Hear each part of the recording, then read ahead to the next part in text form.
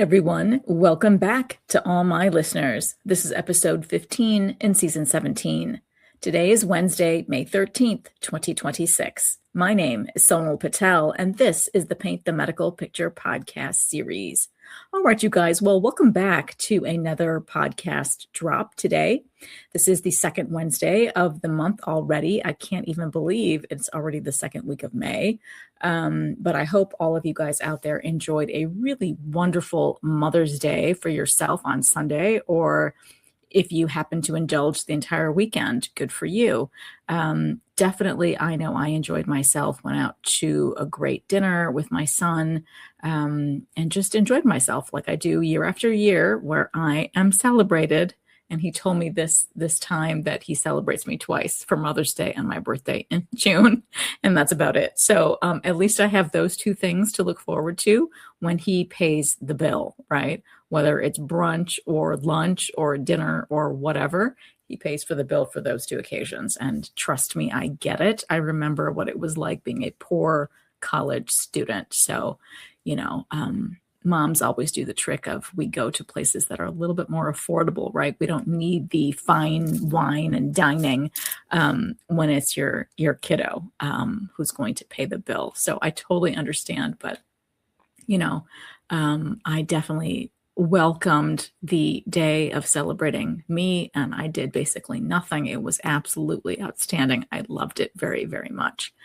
And a couple days before that was the Met Gala. I don't know if any of you guys are interested in fashion as much as I am, but it was absolutely outstanding this year.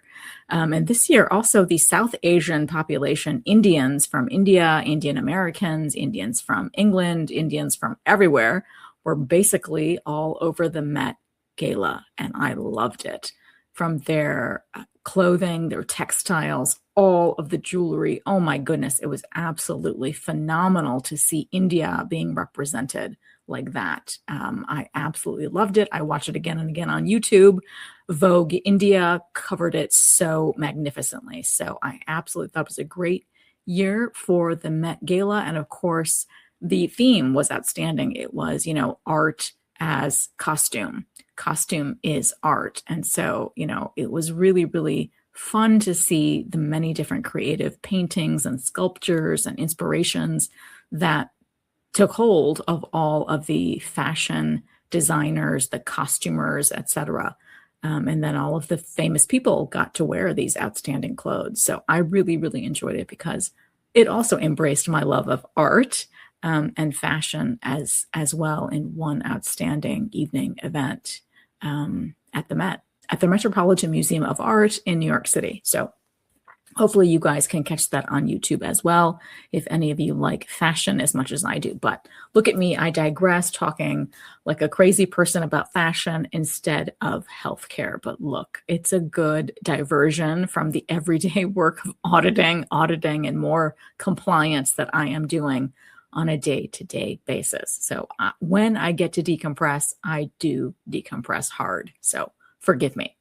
But anyway, back to today's episode. So it is the second Wednesday of the month, and that's going to feature the OIG Work Plan update for the month of April 2026.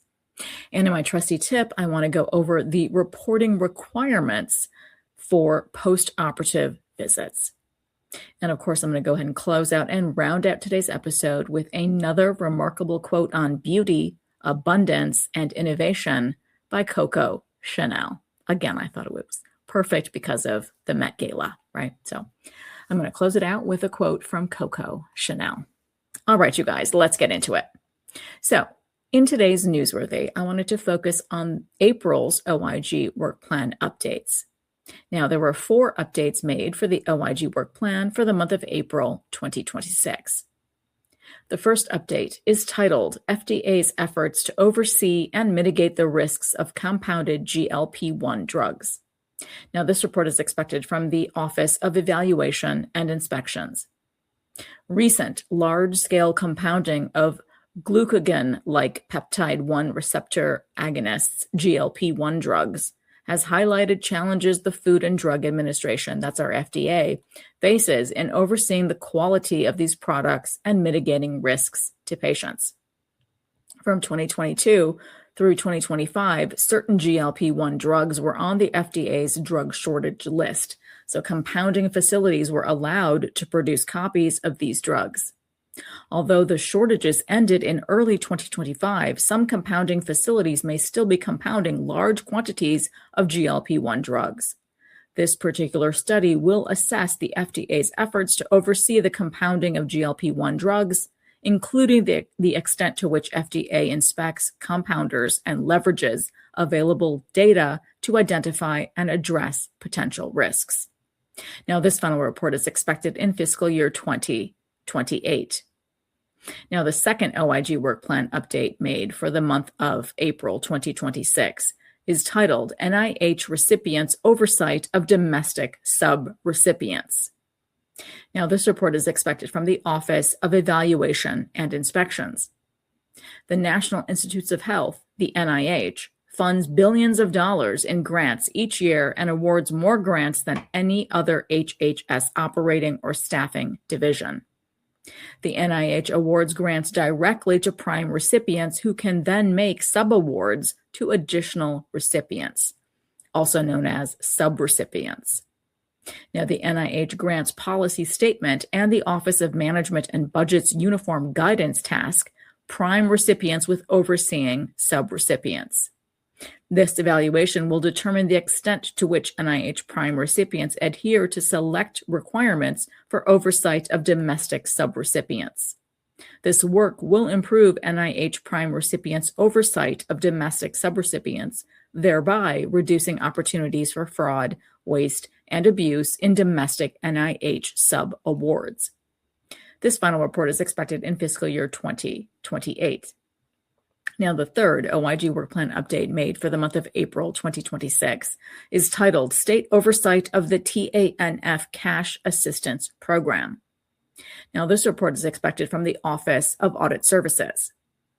HHS, through the Administration for Children and Families, oversees states' administration of the Temporary Assistance for Needy Families, or TANF, program's $16.6 billion annual block grant funds. States distribute a portion of these funds as cash assistance to eligible recipients primarily through electronic benefit transfer, or EBT cards, which function like debit cards and are managed by contracted vendors responsible for card issuance and transaction processing. Recent information from the Government Accountability Office highlights concerns about whether vulnerabilities in TANF create opportunities for fraudulent misuse of TANF EBT cards. Using a risk-based approach, the OIG will conduct one or more audits of selected states' TANF cash assistance programs to determine whether states provided adequate oversight. Now, there is one project in this series. The final report is expected in fiscal year 2028. Now, the fourth and final OIG Work Plan update made for the month of April 2026 is titled Medicare Payments for Clinical Diagnostic Laboratory Tests in 2025. Now, this report is expected from the Office of Evaluation and Inspections.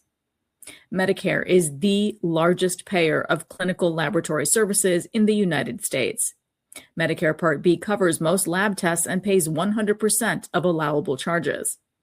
The Protecting Access to Medicare Act of 2014, or PAMA, in publication L number 113-93, requires the Centers for Medicare and Medicaid Services, that's our CMS, to set payment rates for laboratory tests using current charges in the private healthcare market.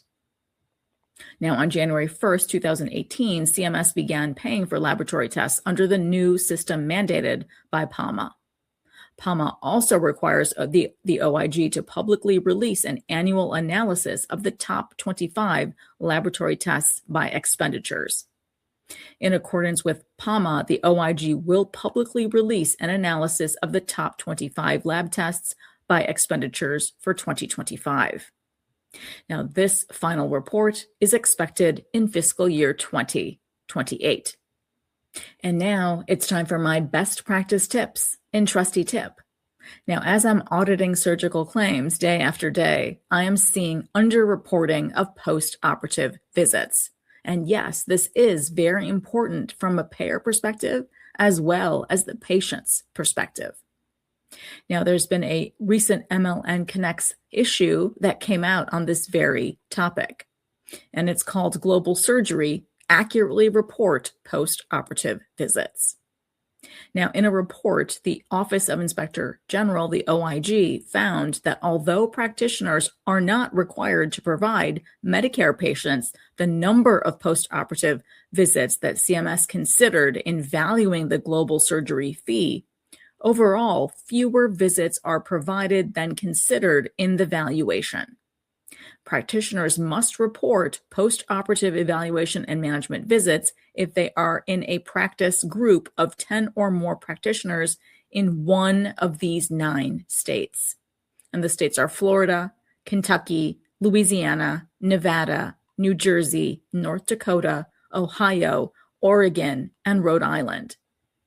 Now, the MLN Connects goes on and says that you are exempt from required reporting if your practice has less than 10 practitioners, but they do encourage you to report if at all possible.